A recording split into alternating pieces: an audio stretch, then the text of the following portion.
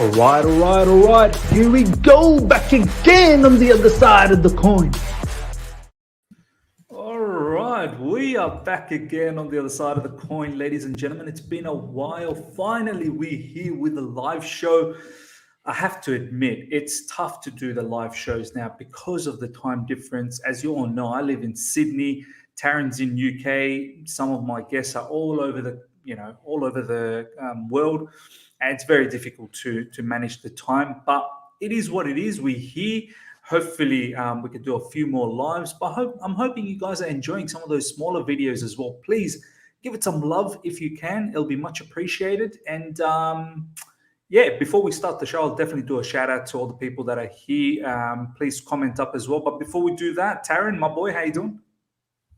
Yeah, I mean, we had a little conversation before, but yeah, pretty much just the similar things I mentioned before, just really getting on well, quite busy, very cold in the UK, so trying to deal with this with the jacket I've got on right now.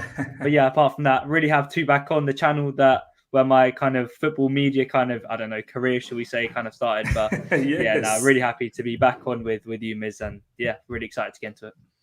Brilliant, man. I know it's getting summer here in Sydney, and it's getting winter for you guys. And I remember, man, I was 2015. I remember December. I was in London. Oh my God, that was freezing, cold. isn't it? It was cold. Freezing. Another good news is in Australia, well, especially in Sydney, they're opening up the international gates. So I think the first flight's in 10 days, and the first flight's going to London, by the way. So Sydney to London is opening up. I'm hoping to be in London sometime next year. Hopefully link up with people like yourself, Taron, Jonathan, any of the people from live chat as well. That'll be massive. So I can't wait for that. But yeah, live chat, thank you so much for joining. Smash the like button. To the mods, keep pushing the likes. That's the only way we're going to get the best out of this channel. It just promotes the video to more fans out there. Quite a lot of people already tuned in here. CFC Stephen, really good to see you, my man. Do let me know where you guys are tuning in from. I would love to know this time of the hour where you guys are all coming in from. CFC Stephen, big up, Miz. Thank you so much. Tumo Ciel, my man. It's been a while, man. I missed doing lives, man. Good to see you. Let's do this, Miz. The Teenage Aspie, Taron's mate. Good to see you, Teenage Aspie. Hopefully one of these days we can have you on the channel with Taron, perhaps. Victor, really good to see you, my man. It's been a long time. Hakim's just on so late tonight, Miz. This is from Flyers Fires. I live in Sydney, man. So my time is always going to be strange with UK and whatnot, or wherever you are. It's 8 a.m. right now at Sydney. I believe it's about 10:06 p.m. in UK, so that's why I'm late. Plus, the Arsenal game was on, so I wanted to go post the Arsenal game. That's probably why. Flyers will link up with you, bro, in London. Oh, Flyers, you're in London. Fantastic. Victor's in Manchester. Good to see you. Yeah, hopefully, man. I've got family in Manchester, so let's see what happens. Okay, Taron, let's get straight into this match preview. Quite a lot of things to talk about. I want to first start off with, I want to bring this up. Here we go. Injury updates, okay? So we already know Timo Werner, Romelu Lukaku, Christian Pulisic. 3 big players that are out for us. Pulisic has been out for a little while. Timo Werner and Romelu Lukaku looks like they're definitely out for the next 2 games, Norwich and Southampton. Could be a little bit longer than that. They're saying that Romelu Lukaku could miss about 2 to 3 weeks. Timo Werner possibly around the same time frame. I want to ask you, Taron, are you worried that these caliber of players that we're out, I mean, how do you feel? That are we going to struggle, or is it an opportunity for other players like CALLUM and Kai Havertz and Ziyech possibly? I don't know. Do you feel that this is it? You guys been begging for time. You're going to get it. And if you don't seize your moment now, you'll never get a better opportunity. How do you feel? Yeah, I'm more towards the latter, to be honest. I'm more towards the second point you made. I understand what everyone's saying, that Lukaku was brought in for these games to come up against the so-called, smaller teams, to get up against them, move them around, and basically poach on anything, cause a nuisance to all of the low block kind of defenders. But I think if there was one stage, obviously I do not want any injury to any of our players. If there was one stage in the season, I wouldn't mind maybe a few weeks out. It would be this particular stage in the season. We've played Malmo twice. We have Norwich, who have really, really struggled on Saturday. We have a very, very easy, but I say Newcastle could be a banana peel possibly. with Paulo Fonseca coming in. It could be a kind of banana peel, but I'm looking at this fixture kind of set up as a time where we could rotate from other players, get minutes to other key players in the team. And like you said, Havertz looked really sharp in the Malmo game. I think this is a big chance for him. Tuchel has said it many times. He's admitted Havertz was not sharp in the Juve game. He didn't look up to his best. And he always says, yes, he wasn't up to his best, but I believe in him so much and he has so much potential. And that's the reason why he started him in the UCL final. And he needs to deliver now against Norwich on Saturday. For me, he needs to get a goal. Hudson-ODOI, I think it's an even bigger opportunity for Hudson-ODOI because I think Havertz would definitely get minutes this season. But we always said Hudson-ODOI in the left wing role, we know it's good, but there's too many players ahead of him. So now he has the time, a really clear path into the team with Pulisic out, 3 key forwards, and we know Hakim Ziyech, not really a starter for me right now. Probably so this is the real from time the Hudson-ODOI. Exactly. And it is worrying if Hudson-ODOI plays amazingly well. Will Tuchel go back to Werner for the other games? I'm not sure. But all he really can do now is play and what's in front of him, score goals, get assists, drive at players. And I think them two will have a good season ahead of them. Yeah, man. I just want to quickly just read out some of these comments. Jasmine saying this would be a blessing in disguise. Miss, I want to just touch on that, the comment that Jasmine has just made. This could be a blessing in disguise. And I feel like I kind of understand what Jasmine is saying. And I want to see what Taron has to say about this.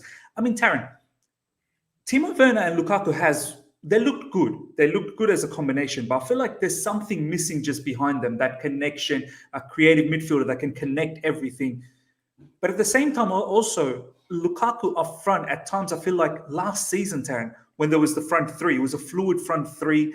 Oppositions didn't know who to mark, and it was a bit of a chaos. Our issue was we just couldn't finish. Whereas this season, Romelu Lukaku is a player that can finish. However, opposition know that he's the reference up front, so we know who to mark. We know exactly who to, negotiate and negate. Do you feel, Taron, and I'm not saying that when Romelu Lukaku's fit, he doesn't come back in. He definitely comes back in my opinion. You don't spend nearly £100 million for someone to be in the bench. But, Taron, do you think it could be a blessing in disguise that players like Kai and CALLUM HUDSON-ODOI and Mason Mount, let's just say for argument's sake, for the front three, that fluidity will be back? Do you think that could perhaps work for us in these upcoming games? Yeah, I mean, it's a really wide question. And I really like the first point you kind of made that said that, we created a lot of chances last season, but let's not forget the reason we created chances is because of the fluidity in the attack. We created the chances, but we didn't have a finisher. Now we're not creating as many chances with our finisher up front. So I think we worked on so many dimensions last season with a fluid front three. We always said we expect Lukaku to slot in straight away. Everything will happen naturally. But the way we create chances completely changes when we have a target man up front. We don't make the same runs. We don't make the same third man runs. There's someone very static compared to last season where we'd always move around.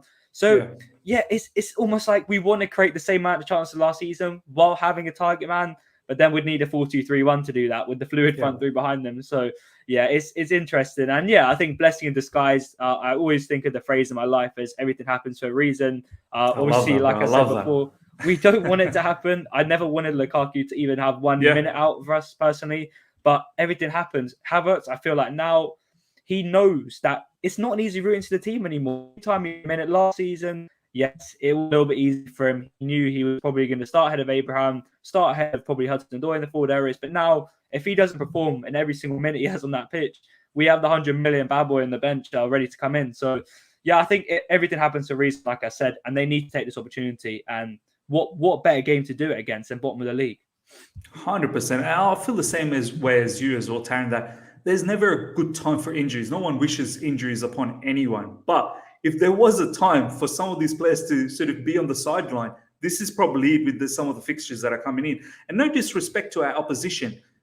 Thomas Tuchel has said we may be favourites, but I feel like this is probably a good chance for all these other players who have been screaming for minutes to get this opportunity. Kevin, is that how you pronounce that name? Kevon? I think that's how you pronounce it. Hopefully I've pronounced that name correctly, my man. Finally, we'll have a fast coordinated front press. This is important as well. I feel like with Lukaku, and I want to hear from you as well, Taron. With Lukaku, there's a lot of positives, but I feel like we do give away certain parts of our game. That press from the front, which our press was immense last season, and I feel like it's nowhere near the same way as last season. I mean, do you feel the same as well, that the pressing has been a bit weird this season?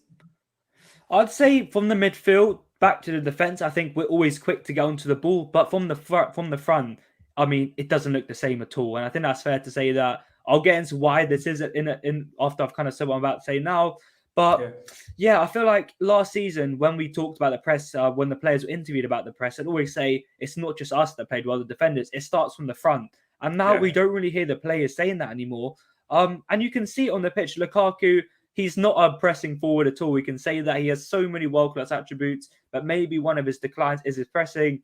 And I'm trying to think, why would he be good at pressing? All of the main systems he's worked under, or maybe the most attacking was Roberto Martinez at Everton back in 2014. That was the most attacking I can think about. Belgium, the Red Devils for Lukaku, I don't think they're a very attacking system. Mourinho, obviously at Man United, not very attacking. All the kind of systems he's played in, he's not been in a counter-pressing team. So you can't automatically think he's going to slot into a very, very high pace. I don't even think Inter was like that either. I'm pretty sure Inter wasn't. That's the main one I missed out, exactly. And none of these systems were built for counter-pressing. So for him to think that he's going to be on the same level as Mason, Kai, Timo, who have been in systems like Bayer Leverkusen, Red Bull Leipzig, Frank Lampard, Chelsea, where they've been pressing systems. So we can't expect that. I'm sure Tuchel's working on it a lot. And if you remember in the preseason interviews, Tuchel said he's been working on the press. Lukaku wasn't there for that time. It was Tammy Abraham. So I think we give him time to learn how to press. Like similar to Cristiano Ronaldo at Man United, their press has been very lethargic with kind of Bruno and Ronaldo kind of being forward. And they have to vacate a lot of their pressing just to kind of fit that focal point. So yeah, I don't think it's the same situation with Ronaldo because he's just a complete kettle of fish. I think Lukaku. I think Ronaldo's like the last player in the stats. Like his pressing is like the worst in the league. Just above. It's just it's crazy. It's mental. The Serie A is a bad league for pressing apparently. But yeah, I think it will come. It will take more time with Tuchel to learn how to press and how to get into the situations to double up on players and to win the ball back from defenders. But yeah, it's going to take time, in my opinion. Nah, man. Look, we've covered a lot about Timo Werner and Lukaku in terms of injuries. I think, look, Thomas Tuchel said they're definitely missing the next 2 matches, possibly about 2 to 3 weeks. This is what the journalists are saying. One player we haven't really touched on, and I want to really hear from you because I haven't spoken to you about this player. Christian Pulisic, man, he's been out for a long time now. I mean, we've said it before the start of this season. If this guy doesn't play enough, what is this guy's future? No one disrespects his talent, immense talent. When fit, he's probably starting more times than none. But the thing is, he's barely fit. And this ankle injury seems to be a very heavy one that he got, not the last international break, the one before that. So, Taron, what's your feeling towards Pulisic? I mean, we know he's got the talent, but are you willing to stay patient? I mean, if this guy doesn't play enough this season, where's your headspace with him? I mean, we've heard this quote on Twitter a lot, at Instagram, all the social media platforms, is that availability is the best asset in a player. But I don't really agree with that 100%. I think if you're available, but you're still a bad player, there's no point. You might as well just be at home, pretending to be injured. But I mean, that's the problem with Pulisic, to be honest, is that he's always injured. And the fact that is Chelsea fans know he can be one of the best wingers on his day in the whole league, in my opinion. Again, that was just a small period. You can look that he maybe was working on his fitness a lot in lockdown, so he didn't get as many injuries. Is he a player that can play every 3 days? That's what I'm trying to wonder right now. Your players like Mason, players like Kai, players like Timo, they don't hesitate to play every 3 days. They destroy every single game they're playing. But is Christian the guy to play every 3 days and go with USA and do his international duties? That is the issue with me right now. And unfortunately for Chelsea Football Club, we are in, 4 or 5 competitions this season. Yeah, we need players who can play every 3 days. And if you're not up to the scratch, you're going to have to be a bit low down in the pecking order, in my opinion. So, yeah, it is a massive topic. And the thing that's going through my head right now is that I really want to believe in Pulisic. I'm never giving up on him until he is saying, I want to leave. I don't want to play for the club anymore. I need to move on. Right now, when he's back, we'll see how he plays. If he gets another injury after that, we're going to have to see. But I'm not giving up on him until it's time to say no, because I know how good he can be. No, for sure. Me neither, man. I really want to see him, Lukaku, and perhaps Timo Werner. I think that's a lot of pace with Pulisic and Timo and Lukaku up front. They could create a lot of havoc. I can see your dog in the background. Interesting, man. All right, let's talk about Hakim Ziyech a little bit because Thomas Tuchel was asked this question. Before we do that, ladies and gentlemen, nearly 30 of you guys are live. Smash the like button. Really helps the channel out a lot. I can't stress enough how much it helps the growth of the channel and exposes the channel to more fans out there. Please smash the like button if you're enjoying this. We're going to talk about many topics, so hopefully you guys can stick around. Taron, Thomas Tuchel very cheekily asked by Nizar Kinsella about Hakim Ziyech, saying Hakim Ziyech has only, I think, completed 190 minutes this season. Obviously, he had that injury, so on and so forth. After the injury, hasn't looked that great at all. Thomas Tuchel said that he thinks that the shoulder injury, even though he's recovered from it, perhaps it's still playing in his mind and he's not being free. Look, you know me. I love Hakim so much. I love him heaps. But I feel like Thomas Tuchel's kind of protecting this player. I have to be honest. I don't know if Hakim Ziyech has just been on form. I don't think he's been playing good. I'm not entirely sure that it's got anything to do with his shoulder, because if it's got to do with your shoulder, that you shouldn't be playing all of those matches. If you're mentally sort of not, correct in your head, then you shouldn't be starting those matches. I mean, how do you feel about the whole Hakim Ziyech situation, Taron? I mean, I did kind of say it in the Zenit. I think it might have been the preview when we were at the stadium that day. I said that it might have played on his mind because when you get injuries like this, you're hesitant to go out for a tackle. I know myself, I actually broke my collarbone once, and I cannot compare myself to a professional football player, but it does kind of play on your mind. You don't want to go up the challenges in fear of doing it again. When you have that pain, when you first have the injury, it does kind of stick in your head. You don't want to feel that again. So I say when you go up for physical battles, and we know in this league, there are so many physical battles, especially in the position that Ziyech plays in now. He's not in that wide position where he has all the room in the world to whip balls back in. He's in the real kind of, let's say, the hungry kind of canteen area of the pitch. Everyone's going around everywhere. Everyone's pressing really high, and everyone's in a high-octane area. So I think that is a small factor. I say around 40%. And I think he was played in the Juve game and the City, maybe not City game, but there was another game that after that they Aston Villa. played in. Both Aston Villa, I think.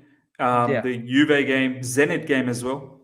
Yeah, he played in quite a few of them, and I feel like Tuchel was trying to get him back up to the right mental fitness. And Tuchel always says, "How can a player improve if you don't give him minutes to do it on the pitch?" That's what he did with Malang Sarr. So that's what I kind of thought he did. It didn't really work out, and we know if you don't play well on this team right now, you'll be out. There's 3, 4, 5 players who can come in and play a good job to take your place in the team. So I did feel like Ziyech had his injury. He struggled to get back with the mental side of it. He was given a few games to try and adapt to the thing again, trying to get his mental side back again. It didn't work, and now he's down the pecking order. And the only thing he can do right now is play well. Like one of the comments said up here, the Southampton game, where I think he will play. Yeah. He needs to play well in that game. And if he doesn't, we're looking back to the same square again, that he will be back down the pecking order. The only way to get up there, as Tuchel said in his presser, I believe it was today, the only way you can get back up the pecking order is to play well and to do great things. So that's how I feel about Ziyech, is that the injury did play on his mind a little bit. And yeah, this comment, this should be a walkover, not scoreline-wise, performance on the pitch. I reckon he'll dominate. Yeah. I think youth to shine. Yeah, I mean, the Man City fans. So yeah, I think we'll win the game personally. And yeah, we'll get into that later. But youth to shine is interesting. You're talking about Trevor Chalobah again, or something like that, because I don't think it was Callum, Kai. I mean, these are all young players at the end of the day. Yeah, exactly. First of all, Teenage Aspie, thank you so much for the super chat. Everyone that helps out the channel, honestly, do appreciate it a lot. Hello, lads. In my opinion, this should be a walkover, not scoreline wise, but performance on the pitch. I reckon you'll dominate. Time for the youth to shine. Yeah, look, quite a lot of young players. I mean, CALLUM HUDSON-ODOI is young. HAVERTZ is young. Mason Mount is still young as well. So, if these players play, it is time for them to shine. There is no other opportunities at all. In regards to Hakim Ziyech, just to sort of wrap things up in that perspective, Taron, I feel like this is it for him, man. Like, this is it. This season, it's make or break, because he's in his prime, Taron. If he's not having a very good season this season, I personally don't see how Chelsea sticks around with him. I think Chelsea lets him go, replaces him with a particular player that they can possibly use at a better degree. I mean, Taron, is that how you feel as well, that this could be a make or break? Or do you think, nah, you know what? One more season after this, we'll see how it goes. I just feel like as you said, he's so far down in the pecking order all of a sudden after having such a strong preseason. It's a long way back. Like, it's a long, long way back for Ziyech. Yeah, I mean, I think if he doesn't play well the whole of the season, I think he could be out. And even I'd say if he doesn't play well for at least 2-3 months of the season, I think it could be very tough for him. I think it's very unlikely that he won't have a good spell in the season. All of our players will have a spell where they play well during the season. It's happened with all of our players at one stage last season. Timo Werner had that great start. Havertz was the end. Mason Mount pretty much the whole season. So I think he will have a good spell. Whether Ziyech, my issue with Ziyech personally, I just think he has a thing in his brain where he wants to be the main man at all times. And that might have happened at Ajax, where he had great players around him. Don't get me wrong. Donny van der Beek, Dusan Tadic, David Neres, they're all great players. But Ziyech was the main man and everyone relied on him. Same thing with Havertz and Leverkusen, but he's adapted. Same thing with Timo Werner, but he's adapted. But my thing with Ziyech is he wants to be the main man. And think about the start of the Lampard days. Well, not the start, but the start of Ziyech and under the Lampard days. He was the main man. In the Sheffield United game, they just passed. And you know what? Lampard made him feel like the main man as well. Yeah, that's the thing. And the thing about him is Tuchel, and that's why we won the Champions League. We're not a main man team. We are a unit. We press the unit. We play as a unit. We do everything as a unit. And I just don't think there's time for individuals. And that's my issue with him. But yeah, that's kind of what I have to say about Ziyech. No, fair enough, man. Let's move on to Norwich analysis and Billy Gilmour. We're going to have some really, really top conversation right here. I'm just going to bring this up just quickly. Let's have a look at Norwich's situation at the moment. Taron, these guys have not won a match. Last 2 games, I think they've drawn. So I'm going to bring this. Let's see where does it start? The season started, I think that's it, 7th August, Newcastle. 3-0 loss to Newcastle, 3-0 loss to Liverpool, 5-0 loss to Norwich. Oh, they actually won one in the Carabao Cup, 6-0. Leicester 2-1 loss, Arsenal 1-0 loss, Watford 3-1 loss, Liverpool in the Carabao Cup 3-0 loss, Everton 2-0 loss, and then Burnley 0-0. I mean, is Charity FC going to be back, Taron? Are we going to be the first team that's going to allow them their first victory? I mean, I hope not. I truly hope not. But you just can't underestimate some of these relegation battle teams. Taron, how are you feeling moving into this game against a team like Norwich, who's being coached by Daniel Farke? I hope we're not Charity FC again, because unfortunately, under every manager we had in the past, that is our nickname, Chelsea FC, Charity FC, CH, the same kind of abbreviation. But yeah, I don't want to see it again. You look at Norwich's form this season, it's really unfortunate. Very, very unlikely that a team starts this poorly. When Norwich got relegated in 1920, they beat Man City towards the start. I believe they had another good result as well, where they played really well. But this is absolutely incredible. I'm sorry. This is the reason people call Norwich, yo-yo team. There's no reason of them being in the league. They're just going to go down again. They have the same manager with arguably worse team before than they were in 1920 with a better league as well. So it's been a poor start. And look at this form right now. 8 games, 2 draws, 6 losses, minus 14 goal difference. I'm pretty sure ours is plus 14. So it's like opposite end of the gradient. But it's first versus last. It's incredible. And that's why Charity FC, it's just these things that make me think. Hopefully, I don't want to think like this, but we know from past experiences against so many opponents, it's happened. But yeah, under Daniel Farke this season, they started off in a really kind of open way. They played, I believe, Arsenal, City, Leicester, and some other big team in the first 4 games, and they played some open football, and they got smashed in every single game. They lost their first 4. They tried to play a 3 at the back, 5 at the back system in their last, I believe, 3 or 4 games. I think they played really 5 at the back. Yeah, the last few matches they've been playing 5 at the back. Yeah, they played 5 at the back, and I heard a podcast of some Norwich kind of journalists, and they said Daniel Farke has done it to solidify Norwich a little bit. They've taken out Billy Gilmour, who you put in the kind of thing up there. They brought another defensive midfielder in, and to make it more solid. And they're doing that, but the goals, they've sacrificed the extra cam to free roam, and they've lost the goals now. Against Burnley, they had a few chances. Josh Sargent should have got a goal. I think that was actually the home game where Josh Sargent could have got a goal. He missed the sitter. But they've solidified. They don't play as much of an attacking system as they did at the start of the season. I think Daniel Farke is just trying to survive right now. This is an awful start. This is Sheffield United standards. This is absolutely dreadful. And I don't really know what to feel about Norwich because they're 20th. You cannot back up a team in any way. If they play 100% possession football and they're last, you can't back them up. So this should be an easy win, but I'm always skeptical because it's Chelsea. Yeah, man, it feels like it's destined for an easy win. We want to be confident that it is an easy win, but I'm always weary about these sort of teams when they have not won a match yet. You just think that just around the corner, there's a win here. I just hope it's not us. But Taron, let's talk a little bit about their formation and the way they've been playing in recent times. And we're going to talk a little bit about Billy Gilmour as well. Live chat, nearly 40 of you guys, well, more than 40 of you guys are live. Smash the like button. As I've always said, this is the only thing that helps the channel out a lot, promotes the video to more fans out there. So if you've been here, you're watching it, you're enjoying it, smash the like button. If you're here for the first time as well, subscribe. Don't forget to subscribe. We're getting closer and closer to 8,000 subscribers, so let's get there. Taron, they've been playing with the 5 at the back in recent times. I've seen the past 3 or 4 matches they've been playing that. Now, I don't know whether they've been playing like that all along. I think previously with Billy Gilmour, maybe they weren't playing like that, but live chat, let us know. But Taron, they're playing with the 5 at the back, which will be, our formation as well. I feel like this is a classic case where, Taron, they're going to sit back and they're going to hope for counters. I just don't imagine them playing as a possession base, pressing us high, like, let's say, like an Aston Villa or a Southampton. I feel like they're genuinely going to sit back. I mean, Taron, I'm looking at this team. Nothing really scares me, to be honest. Pookie, maybe with his sort of finishing ability, perhaps, but are you genuinely worried about anything from here? My only concern is, Taron, can we break them up if they sit back? They've got a nil. They've got a couple of nil-0s in the last few matches. I know it's Brighton and Burnley, and they probably could have even beaten Brighton. They had a big opportunity by one of the forwards up front who missed an open goal. Taron, does anything worry you from this particular team?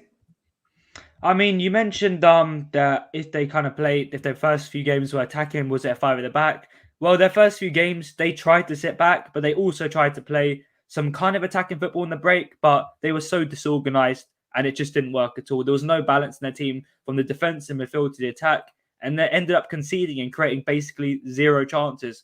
And then they changed to that 5 at the back system. They took out the pivot that we know and love, the Scottish Iniesta, and they put in Norman, who's a bit more physical. He's a bit more tricky off the mark. He does protect the back 5, should I say, a little bit more. And yeah, you mentioned, I think 100,000% Norwich are going to sit back in this game. They're going to drop back into probably 8 at the back with Sargent and Pookie on the counter-attack. Even Sargent dropping in at times, I reckon he will, or Pookie, and one of them just trying to get him behind the other defenders. So I think that will definitely happen. In terms of does anything fear me in this team? I'm looking at it now. Honestly, I'm looking at so many ways that we can kind of attack this team right now. Ozan Kabak, I watched him for Liverpool a lot last season. He does not impress me at all. Even when I used to watch Schalke a lot during the first lockdown in England, he was one of Schalke's worst players. And that I know that the live chat probably going to come in and say Kabak was one of the best youth players at Schalke, but he was just really, really poor in my opinion. Josh Sargent, he was good at Werder Bremen for a few years, but Werder Bremen are not a great side, and he didn't really start for them in the end. Same with Milo Rashica, who's joined Norwich as well. So yeah, nothing really scares me. Timo Pukki on the counter-attack, out a push maybe, or a header. I don't even know. The 1 month where he scored 4 goals in the Premier League at the start of the season. But apart from that, nothing scares me. It's just about whether we can break them down without Lukaku, without Timo Werner. It's just about that, and we'll see what happens. Yeah, and that's my biggest question mark as well. We need to be able to break them down, ladies and gentlemen. They're going to sit back. I just can't imagine these guys pressing us, honestly. I mean, we just have too much talent for them to press us, and they'll just open themselves up, which will mean that we can just score for fun. But if they sit deep and tight, that has something that has always frustrated us. Billy Gilmour, Taron, he hasn't played for Norwich. Let me just bring this up again. I think he hasn't played for Norwich for the past 4 games. And Daniel Farke in recent times has said that we're not a club that's here to, develop other teams' players. I just want to have a quick look. So this is against Everton. He didn't play. Let's let's see if we can go as far back as Liverpool. Did he play against Liverpool? Against Liverpool he played. So it was the last match he played was against Liverpool. And then since then, they've played Everton, Burnley, and Brighton, where he has not featured. I mean, honestly, there was one match that I saw as well, Taron, against Watford, I believe, where Billy Gilmour looked very uncharacteristic. There were a couple of mistakes he made which led to goals as well. Look, Taron, my first feeling about Billy Gilmour when he got this loan opportunity, even before that, I thought he could have been that fourth choice midfielder, and we probably could have used him for Jorginho's replacement. But then when that loan opportunity came, I was like, you know what, that's fine. It's Daniel Farke. You know, Thomas Tuchel knows a lot about him from Dortmund days. You know, they'll do something. They'll develop Billy Gilmour. But as the sort of season progressed and they were getting smashed on a regular basis, I was sort of saying, I don't know if this is going to be a good thing for Billy mentally to be in a team where they just get pumped on a regular basis, shipping in 4 goals, 5 goals. I'm not really sure if you're really going to develop. It's mentally demoralizing to be part of that team. And then now he's been benched away and they've got a physical defensive midfielder, as you said, Taron. What's your feel about this loan right now with Billy? I mean, are you happy? Are you not? He's still performing, giving man of the match performances for Scotland, by the way. I think it's too early to decide if the loan's going to do well. We're only 8 games into the season. There's going to be times. We saw the first 4 games where Billy was played against. You showed the fixture list there. It was like Liverpool, Manchester City, Leicester, and some other big team as well. And there's no way against with the team he's playing around. Yes, he can be superb. Yes, he can dominate possession. But under the cosh, that's not Billy's game, in my opinion. He likes to be in a possession-based, on the front team. And Norwich do like to play at that, but it's not possible against Man City. You cannot be on the front team against Man City and have them sitting back against you. It's not humanly possible to do that. Like Farke said, it's not their job to develop players. I don't think it's right to come out and say that, first of all. You can say maybe don't put it how it is and try and demoralize the player even more when he's trying to get back in public. I don't agree with that at all. And Farke has been noted out in the past, even though Tuchel respects him highly. I think that was an act of stupidness. But yeah, Billy has a lot of time to develop. This alone right now, if we were to look at over the 8 games, we would say it's an awful loan. It really does not look good for him. Like you said, mentally draining. The Norwich team are trying to play good football, which we really were excited about before, that Norwich played a nice system, a counter-pressing system. But how can Norwich play that in this league? As an honest question, they can't play it against maybe Burnley, maybe a Newcastle. Just don't have the quality, man. They just don't have the quality. It's unfortunate. It's unfortunate for Gilmour. But if they can somehow stay up and Gilmour can be somewhat a key part to that, he can get some key Premier League minutes. We really wanted them to get up with the physicality in the Premier League, which he struggled with even for us last season. Even if it is getting pushed around by, Bissouma, whoever's, well, not Bissouma right now, but any kind of players around the team. I just think we need to give him more time. That's what I'm saying. We're 8 games into the season. I think he was really good in that Liverpool game, in my opinion, though. The one that said 3-0, he made some nice passes. And, for Scotland, he's been good as well. So right now, my overriding feeling, give him some more time until January at least. I'd say if he's still in the bench towards January and he can't get ahead of Norman, Kenny McLean, or was it Les Malou, then bring him back.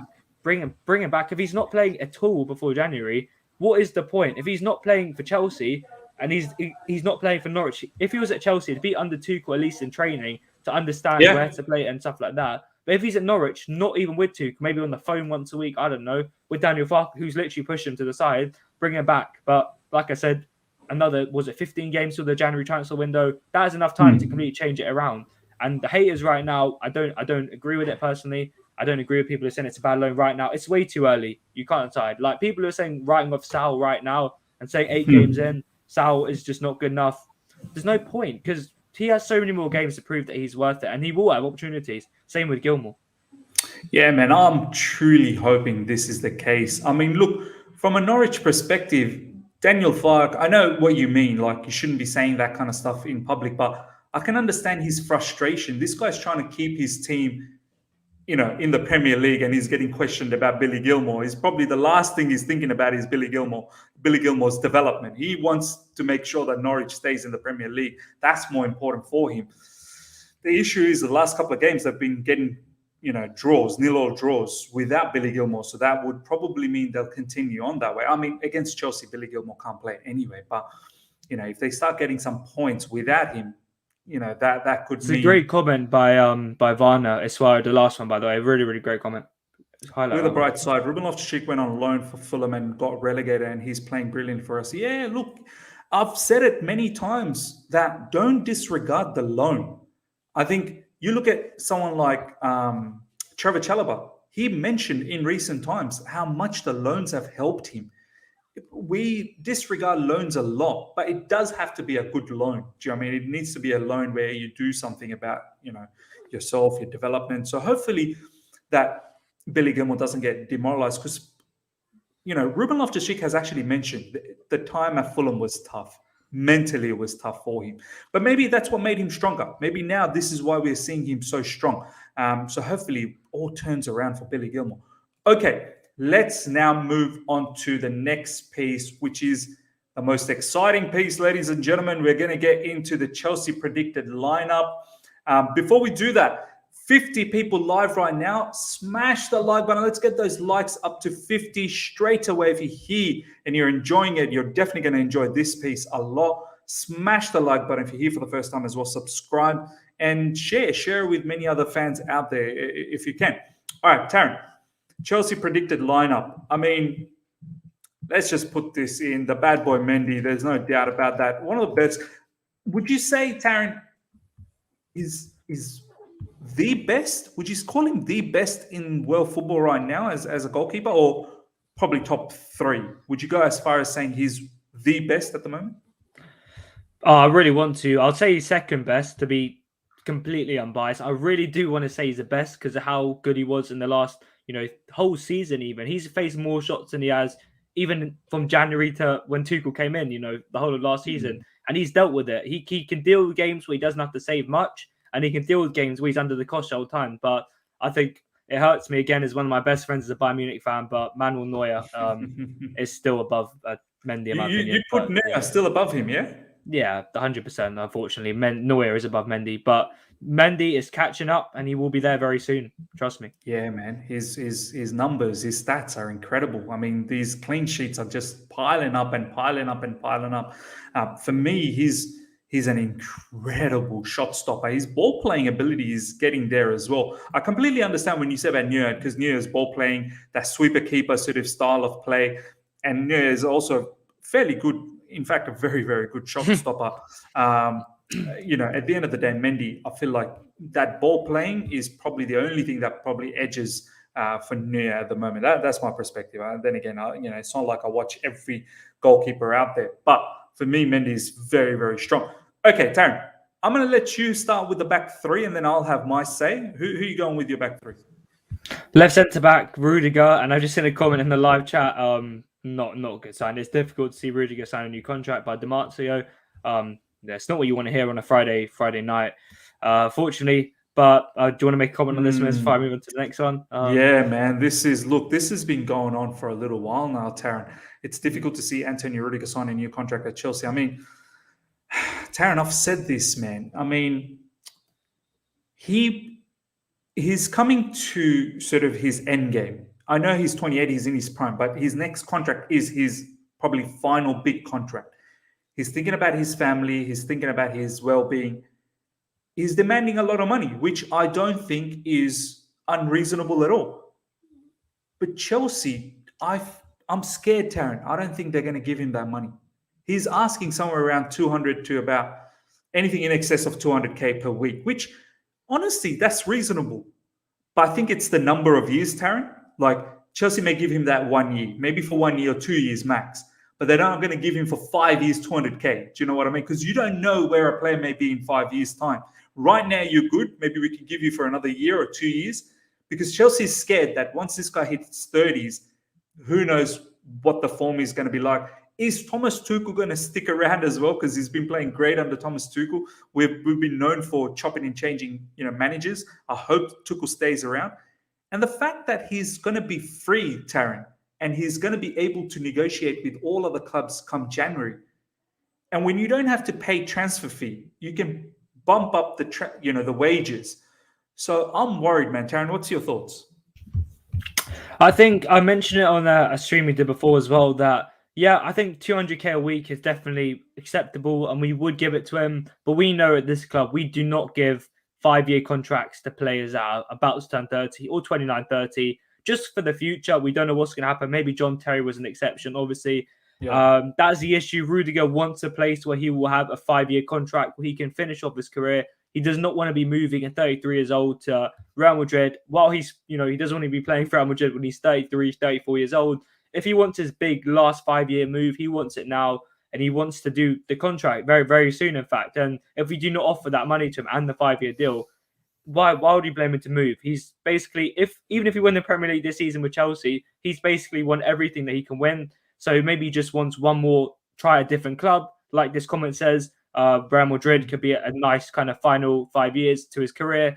Barcelona, even, who are Bayern Munich awful right now. Bayern Munich, Juventus, PSG, even all these other teams he can move to. So I just think it's a 5-year thing, and you can't really blame him if he's offering a 2-year contract at the age of 28. It just doesn't make sense for me to be frank. 100%, man. I'm worried as well, man. I mean, it could be his final season at Chelsea. I do hope that we can find a middle ground. I think he wants to stay, but we'll see what happens. All right. Who's your middle CB? I mean, it's difficult, but I'm going to go with Christensen. I don't know if you're going to agree with me. I like to see your reactions after I make that. I like to see if you're smiling or if you're just in the straight face emoji. But I'm going to go with Christensen. I think, I could talk about him all day. I really, really could talk about him all day, but we don't have all day, unfortunately. So I'm going to go on the right. It's difficult again. I'm going to have to go with Azpilicueta, right centre-back. I know we have not seen it at all. We have not seen this in many, many weeks. But Trev's played a lot of games recently. I know there was a kind of 2-week break. We'll bring him in for Southampton and we'll play him from there. But we can agree, Trev is not our first choice right centre-back. He is a rotation centre-back. So Azpi on the right for me. Yeah, man. So far, I have to admit, give me 1 second, guys. Someone's just said to me, Ayub has just said, check out CFC Daily on Cho. Just have a quick look at this. Tuchel on Werner. Tuchel on Cho. It is as easy as that. Is there a turning point? Okay, he needs to prove it. He needs to play the next 250 games on the highest level, and then that was the turning point. But it's a turning point if it does brilliant match tomorrow. No. Okay. Yeah. Look, it is what it is. Look, for me, I like that back three. That's the exact back three that I was hoping for as well. Rudy, AC, Azpi. AC, first goal for Chelsea in the Champions League. Really well taken goal. And he's been one of the standout defenders under Thomas Tuchel. I mean, honestly, so underrated. Taron, not many people talk about AC that much. It's insane. In a world stage, I would have to put him as one of the top defenders at the moment out there. I mean, there's not that many that are better than him right now. So it's strange that he doesn't seem to get all that hype, all that, social media sort of exposure as I'd say some of the other players at the moment. But I would keep with this lineup. I'm keeping with Azpi as well in the RCB. The reason why I'm keeping with Azpi is, Taron, I really want to see RJ here. I really do. I mean, as great as Azpi has been from there, I feel like Azpi can do the same thing playing in this situation anyway. Whatever Azpi provides on the wing back, he can do that from here. Rudy bombs up from this area and he goes into these sort of positions. I see no reason why Azpi can't do that as well. He can do the same thing and he can whip in crosses from deep. And I do want us to see more. I want us to play the game from here, really. I want us to be here. Do you know what I mean? I want us to absolutely box them in. So I want RJ to play more frequently in the right wing-back spot and really provide those crosses, shooting opportunities from these sort of instances, help out in midfield if he needs be. I mean, Taron, do you want to see a lot more of RJ on a consistent basis? I don't want him to be chopped and changed. I know he's been injured, but now that he's fit, I do want to see a lot more of him. How do you feel about that, man? Especially that Lukaku's not there. We can't really have another defensive. I know Azpi is nowhere near defensive kind of wing back, but we cannot have a defensive minded player, and that we need another attacking flair somewhere from the team. And Reece James does have a goal in him. he does have a great strike. He does have a great cross on him. And he does have that pace and power to kind of drive into the box. So I'd say put Reece James right wing back. I think we mentioned Chalobah I think earlier. We said Chalobah is probably going to be in for the Southampton game. I think Chalobah is good going forward. We saw the goal against Palace. We saw, the header against Brentford. But Aspi has that little cross in him, that little overlapping run. I know this is ages ago, but do you remember the Burnley run where he went in behind Hudson-Odoi and just banged it past post? He does have that overlapping run, and he has so much technical ability in that final third. So that's kind of why I'm putting Aspi in the right centre-back role instead of the right wing-back role.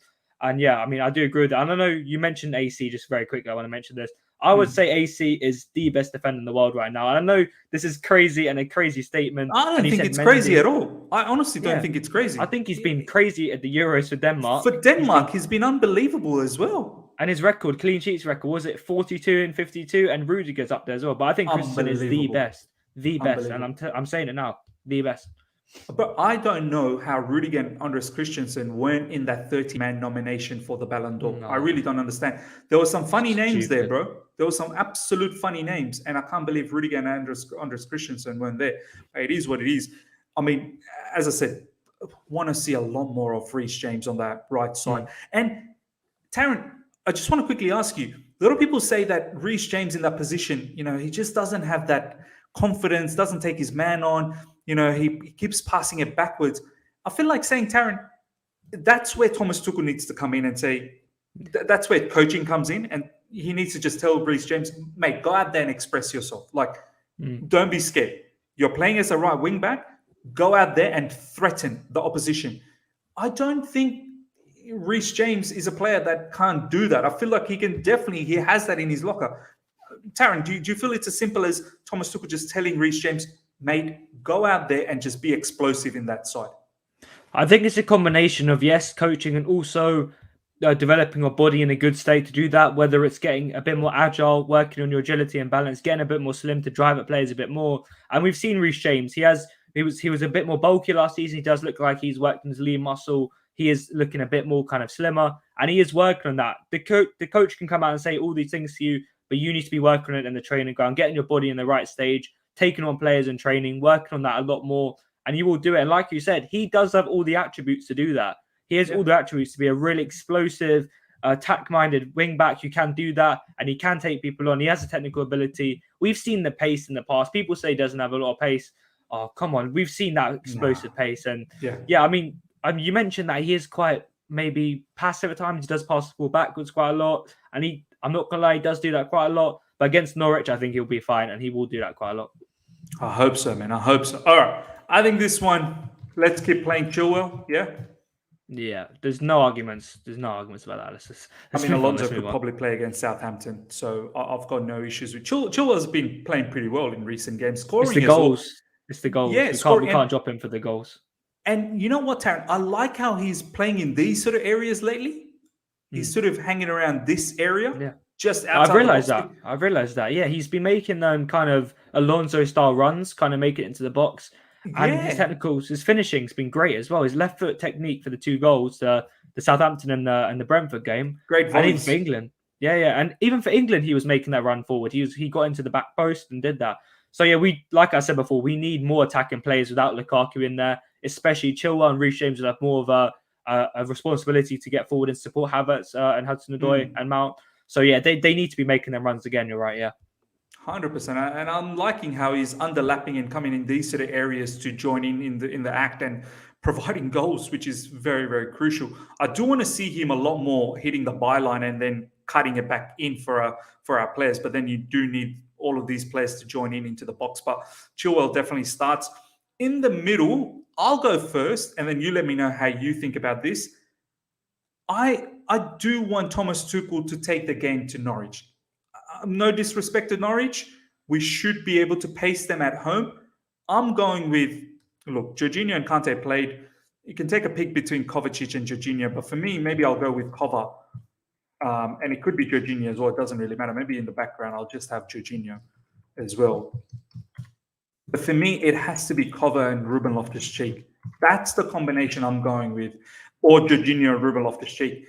Nothing against Kante. Kante just played in midweek.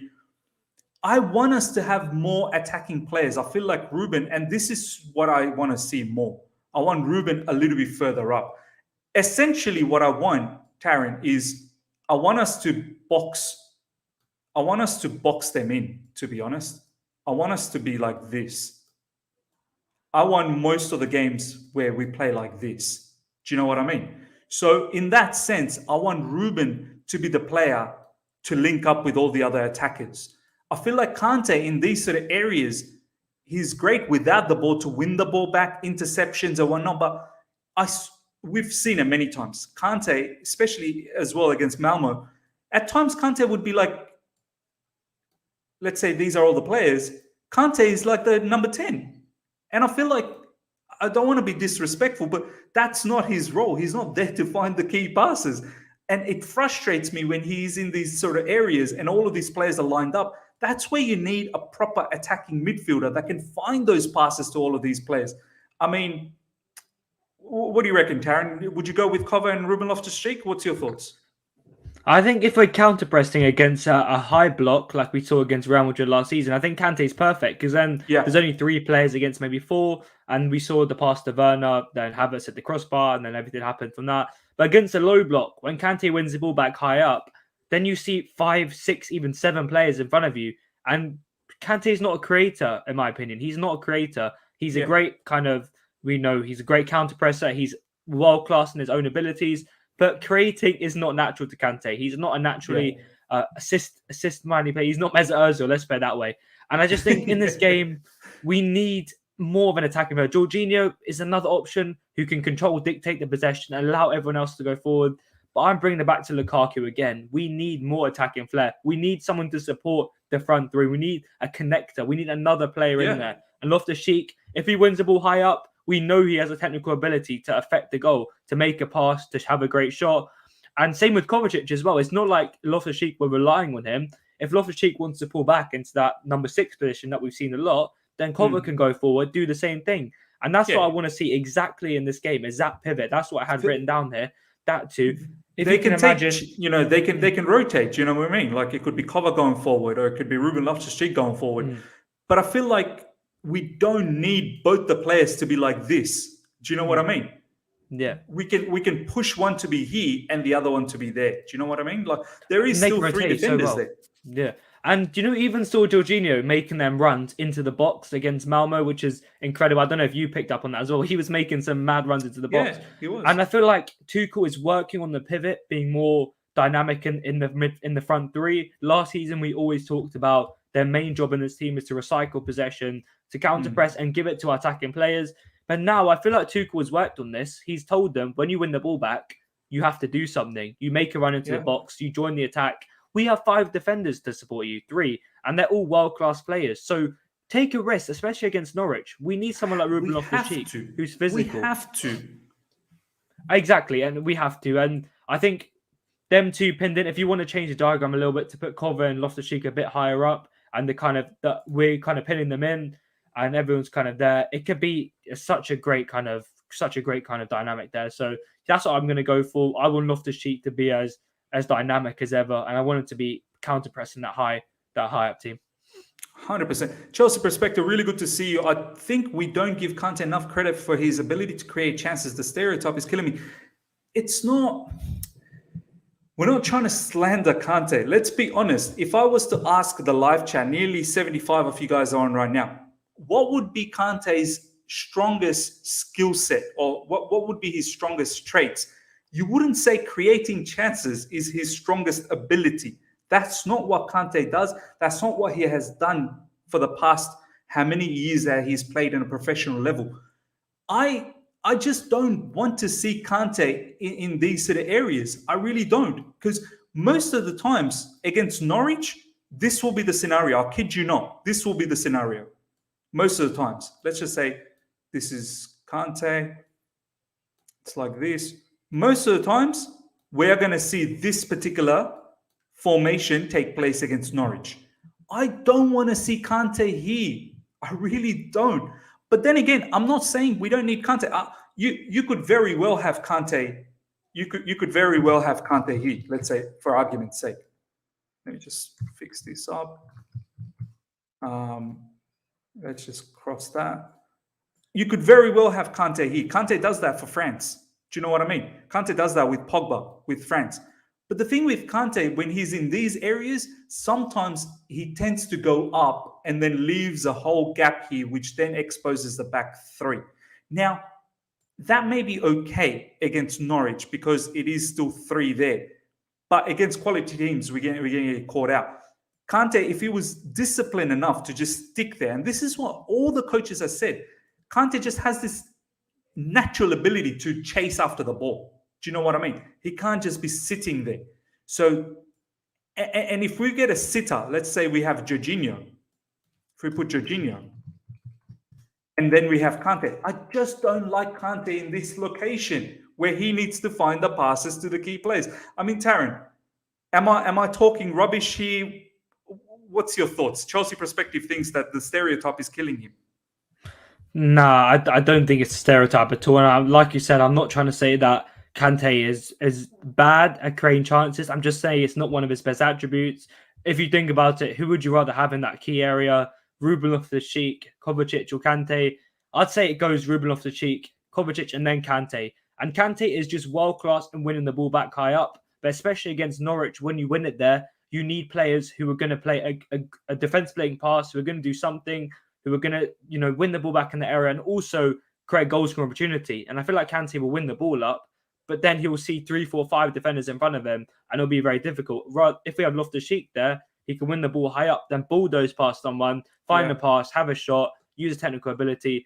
And I think that is one of Loftus-Cheek's best traits. Can we all agree with that? Loftus-Cheek's one of his best traits is bulldozing past people, creating chances, shooting, 100%. Assisting. Kante's best attribute is winning the ball back, and not, in my opinion, creating a goal scoring opportunity. So, yeah, I mean, it's a good point. I mean, but yeah.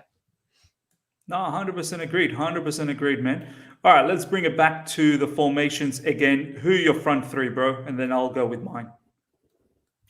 So my friend Ryan's just come in the chat. So if he's saying that, just allow sell Kante for £5. Yeah, front three, Mason Mount on the right. I think this is the easiest part of the team today, in my opinion. There's really no one else who I would put there, apart from, I don't even know. That's going to be my selection as well. Yeah. Let's be honest. Mason Mount, Havertz and Hudson-Odoi, 100%. That's the way I'm going with as well. Mason Mount, Havertz, and Hudson-Odoi. Just on Mason, I know he didn't score goals. I know he didn't assist anything. But his press, his energy, his ability to play quick. He plays the ball quick. Whether it's a pass, whether it's a cross, everything is quick. And I do appreciate that. And especially against a team that's going to defend a lot, you need players to be quick. I mean, Taron, I honestly can't see any other players that are available at the moment that plays ball quicker than Mount. He's always hustling. Do you see any other players doing the same thing? No, I think he's so unique in what he does. He has everything we need, apart from maybe we can always talk about his goal contributions and never as high. And when he does get into his game, he could be one of the best players in the world, in my opinion. But yeah, just that intensity, that intent to take people on, that intent to get shoulder to shoulder with a player and try and create something, the intent to drive at someone, to press higher up. As we mentioned, the pressing at the start of this particular show, Mountain has everything we need in the front three. And you can see when we play 3-5-2, whether we have three kind of, Ruben Loftus-Cheek and Kovacic and Jorginho, we're missing a connector. And Mason Mount, he can play on the right, he can play on the left, he can play down the middle, he can even join the front three. And we want to see that fluid front three. And I think Mason Mount is so comfortable in all the three positions. He can drift over to the left, he can go up front. It's going to be a big asset. We don't need static players in this game. We need to move around that Norwich defence. If we move Kabak out of position, I think it could be dangerous for Norwich. So, yeah, I think Mason Mount, like you said, I don't have enough good words. This season's been a very slow start for him. You can't blame him after the Euro campaign, after a new target man joining, after the competition in the team. But I feel like this is the time where Mason Mount is going to step up, and this is the main game for it. Trust me now. 100%, man. And he's saying the right things as well. I think recently he was quoted to say he understands he hasn't scored enough, he hasn't assisted enough, and he's looking to do that. He's looking to improve that. I love that. When a player just knows what he needs to do, this guy's very aware what he needs to do, and those things are going to click in. Taron, CALLUM HUDSON-ODOI and Havertz, we've already mentioned. This is it, bro. You've now got your chance. You're probably going to play quite a few big, important matches. Probably Southampton, some other players might get an opportunity. Maybe Hakim Ziyech will get an opportunity. But Callum and Havertz will probably get a bit of a run now with Lukaku and Timo Werner, and also Pulisic still nowhere to be seen. I mean, Taron, we are relying on these players to give us goals and assists. Like, let's not kid around. I know Thomas Tuchel said, and this is what some of the live chat people have been saying, that if Callum doesn't have a good game, it's not the end of the world. It's not the end of the world, but the expectation, Taron, is there from CALLUM HUDSON-ODOI and Havertz to deliver. Is that how you feel as well? Well, who else are we going to rely on, really? Chilwell, again, we don't really want to have to rely on Chilwell to score, be our top goal scorer, or Jorginho from the penalty spot. So it does kind of rely on to our forwards. And Hudson-Odoi, we always mention that he is a great take-on player, but in the final third, he has not been as decisive as nearly was at youth level. His assists, his goals have not been as promising numbers. Was his first goal for Lampard like against Burnley, and it was like a year and a half after his debut or something. And Havertz, we want him to be scoring more goals. The Malmo was perfect. It was a great finish. But consistently, on a consistent basis, that is where we need Havertz to be playing and scoring goals, because he can score once every 3 games and do good for his confidence, but that's not going to benefit the team as a whole. Every game he comes, up against any team, he needs to be providing a goal or an assist, at least, in my opinion. And yeah, that front too. Well, Havertz and Hudson-Odoi, they've actually got a lot of attention in the media for their goal contributions together at the West Brom game, the Man City game, the Malmo game. There's been a lot of instances. That was really nice against Malmo, wasn't it, Taron? The Cho and Havertz connection. Beautiful. I saw that. Actually, I'm going to be honest. I was in the canteen getting a burger, and I actually missed the goal. But I watched on the TV. Don't worry, in the canteen area in the stadium.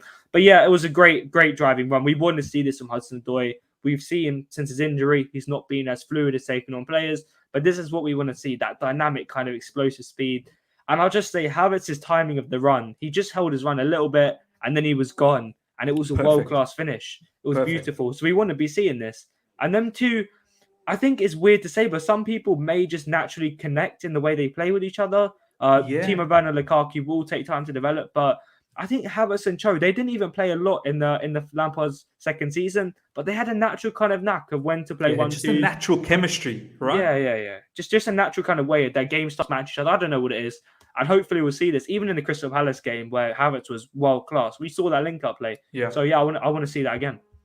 Brilliant. Well, ladies and gentlemen, this is our lineup. Let me know what your thoughts are. We've got nearly 100 people. Please, I honestly would love you guys to smash the like button. If we can get to 100 likes, that will be phenomenal for the stream. So please, if you've been here from the get-go and you're enjoying it, smash the like button. If you're here for the first time as well, subscribe. Let's help the channel get to 8,000 subscribers. And also don't forget, Taron and his socials are all in the description. Make sure you follow him on Twitter. Make sure you follow his podcast as well. All the link and everything, all the details are in the description right now.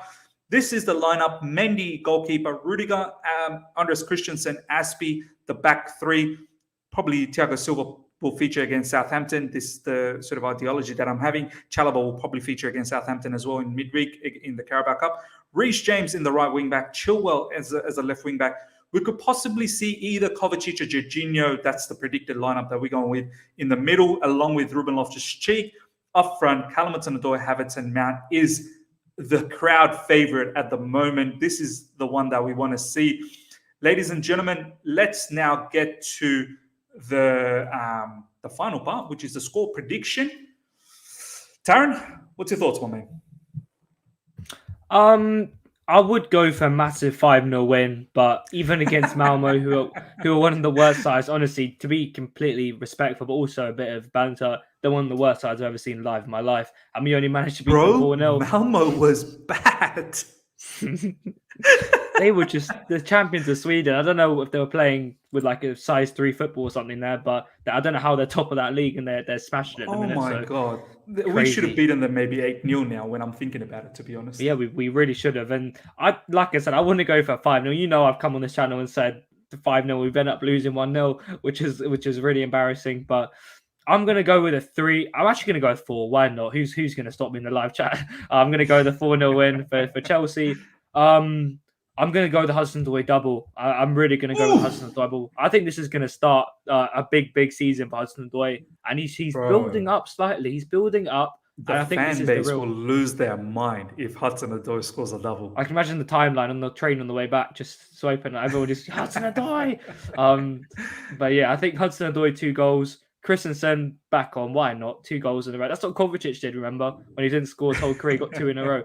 And then last goal has to be Kai Havertz. I'm a big fanboy of Havertz, and yeah, I'm going to go Havertz. Brilliant. Werner, thank you so much for the super sticker. Do appreciate all the people that helps out the channel. Honestly, means a lot to me. Means a lot to the channel's growth. I can see a lot of big score lines. Victor going with a 3-0. Werner going with 4-0. As Taron said, he's going with 4-0.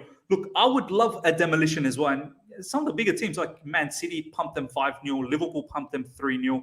We should have a similar sort of feel about it. Look, I'm going with a 3-0. I'm hoping a Kai Havertz goal. I'm hoping a Callum Hudson-ODOI goal. And I'm hoping a Mason Mount goal. The front three, let's get the attackers on the score sheet. Let's truly build up some confidence, some momentum for these attackers. So I'm hoping these 3 can pump in goals. Let the defenders relax a little bit. I don't want more defenders to score goals. I mean, I don't mind if they do, but I don't want to be a team where the defenders carrying the team. I want the forwards to start taking their chances and claiming their position. And the assist, I want them to be, a Ruben Loftus-Cheek assist. A couple of Ruben Loftus-Cheek assists would go a long way as well. Honestly, that would be fantastic.